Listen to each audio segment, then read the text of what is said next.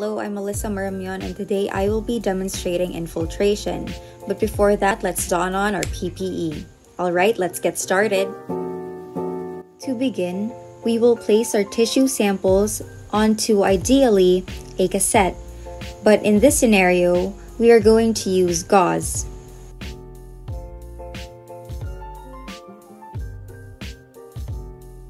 After placing the tissue inside the cassette, or in this case the gauze, we will also put inside the accessioning number. Now, after we put in the accessioning number, we will close the cassette, or in this case, close the gauze and secure it firmly with string. As seen in the video, the sample is inside the gauze, which is securely tied in place with a string. We will now submerge the sample inside the first paraffin wax bath for 30 minutes.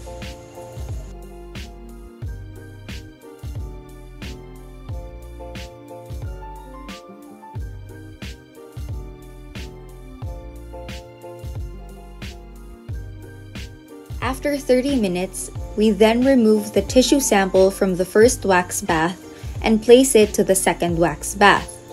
It will stay submerged in the second wax bath for 30 minutes as well.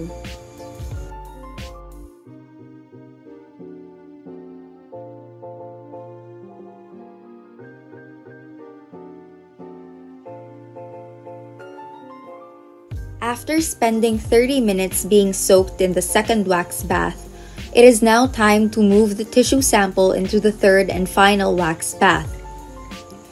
The tissue sample will remain soaked in here for 45 minutes.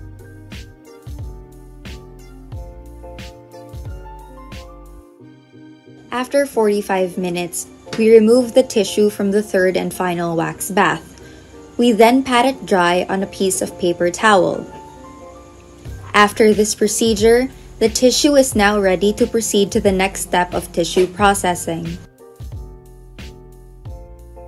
This tissue sample is now ready for embedding. Hi, I'm Hannah Eng Fo, and I'll be performing the embedding technique. But first, let's wear our PPE. Ta-da! Now that I'm wearing my complete PPE, let's get started. So these are the materials that I will be using for the embedding process. This is a melted candle that will represent our melted paraffin wax. Let us assume that this specimen has already gone through the infiltration process and is ready for embedding.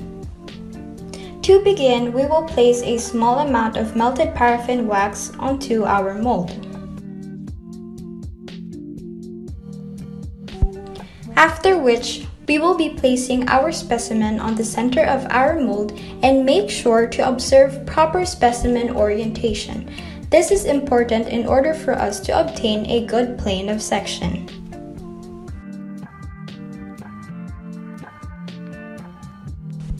After which, we will be filling up our mold with more melted paraffin wax. And now, it is time to transfer our mold onto a cold plate. It is being placed on a cold plate in order for it to solidify. Always remember to label your specimen, and we will be placing this on top of our block. Once that is done, it should look like this. And now that our specimen has completely solidified, it is now time to take it out of our paper boat. You will know that your specimen has completely solidified if it comes out of the mold pretty easily. And after taking it out, your block should look like this.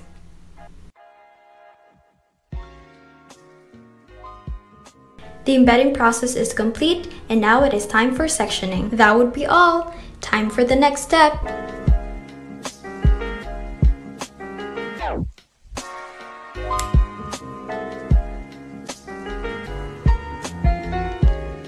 Hi everyone, I am Danielle Lamban, and I will be showing you on how to perform the floating out and fishing out of tissue section. Use clean glass slides. Slides should be rinsed in 95% alcohol. and then wipe them dry with a clean, soft lintless cloth. As for labeling, use a diamond tip pencil or lead pencil to write the identity of the tissue and your initials on the one end of the slide.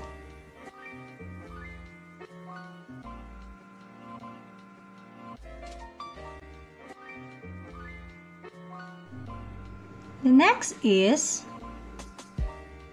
spread a thin film of egg albumin adhesive on the slide surface. The water in the flotation bath is set at 40 to 45 degrees Celsius or 4 to 5 degrees Celsius below the melting point of the wax. Always remember to monitor the temperature carefully and make sure the water is clean, free of bubbles and section waste to avoid cross-contamination. Float some tissue ribbons in a flotation bath. Keep in mind that do not float out ribbons from different blocks at the same time. Paraffin expands about 20%, so do not use too many sections. Note that overexpansion can spoil the morphology in susceptible section. In fishing out tissue ribbons, place the adhesive-coated slide vertically near the target tissue section and pull out gently to avoid wrinkles. Then, drain off the excess water with a paper towel or tissue. After we fish out the desired tissue ribbon in our glass slide, we have to discard the remaining tissue ribbons in our flotation bath using tissue towel to avoid cross-contamination or specimen mix-up. And now, we have our finished product. This is now ready for staining.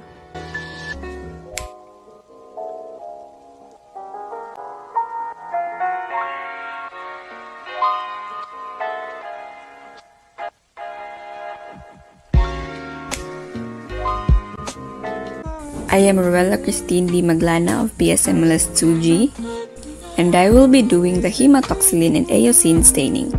Are you ready? Here we go! So here's our specimen, freshly fished out, floating on the water bath. So welcome to our staining station. This station is where we basically do the staining. So for the H&D staining procedure, the specimen must first be cleared using silene. Silene is used for the specimen to be deparaffinized, since silene is miscible to paraffin. Silene also has the ability to make the tissue transparent. After 2 to 3 minutes of silene bath, the specimen will now be immersed into absolute alcohol and respectively descending grades of alcohol. The descending series of alcohol rehydrates the specimen. And rehydration is the process that involves the removal of wax in the tissue, and thus making way for the water to enter the tissue components. Basically, rehydration.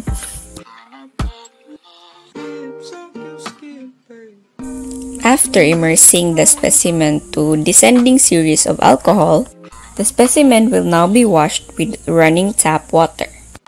After washing the specimen with tap water, we will now place the specimen into the hematoxylin for nuclear staining for 5 minutes. After keeping the specimen to dust stain, wash the specimen again with running water. After washing the specimen again with tap water, put it in the decolorizing agent for the differentiation for 10 or 30 seconds for the stain to be retained to its proper tissue components. Wash again with running tap water and then proceed to the bluing process. The bluing eliminates the initial red color of the hematoxylin within the nucleus to make its blue color insoluble. After bluing the specimen for about 30 seconds, use alcohol for differentiation, and after the differentiation, we can now counterstain the specimen using the eosin. Subject the specimen to counterstaining for 30 seconds to 1 minute and proceed to dehydration using a descending grade of alcohol from 95% going up to 100%. or absolute alcohol. After the dehydration process, the specimen will now be subjected to clearing. Clearing removes all the alcohol and all the other dehydrating agents before the mounting.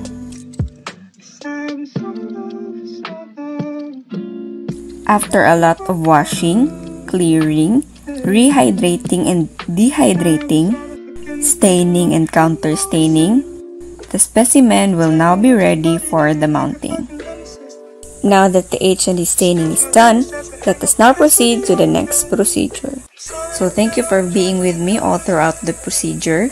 And now to the next presenter. Next up, we are going to do mounting. But before that, I need to wear my complete PPE first.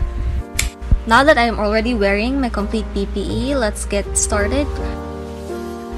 Here's what we need for this part. Here is a stain slide that already dripped with saline. Next is we will be needing the mounting medium to be used upon the tissue section.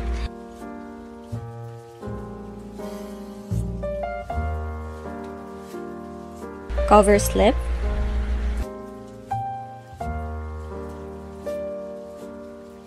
Cloth or tissue to wipe the stain slides for the excess medium. For the first step, we will be needing the cover slip as well as the mounting medium or the mountant. Apply a single drop of mountant to the cover slip.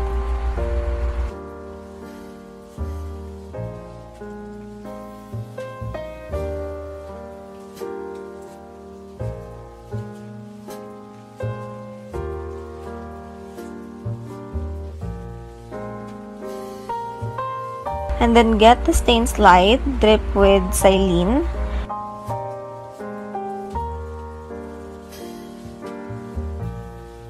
So flip it over. Align the cover slip and the stain slide and press it on the cover slip with the medium. After pressing the slide to the mounting medium and has spread to the edge of the cover slip as well as the tissue section, we need to wipe it on the sides or the excess for it to be neat and clean.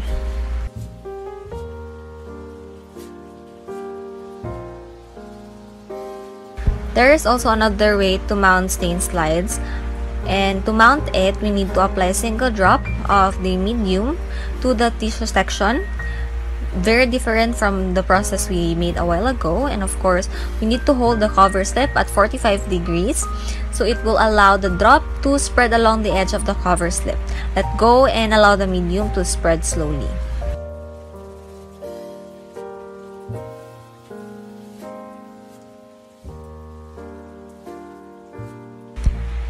Check if there are bubbles present. If proper care has been taken, there should be no air bubbles or little to none bubbles.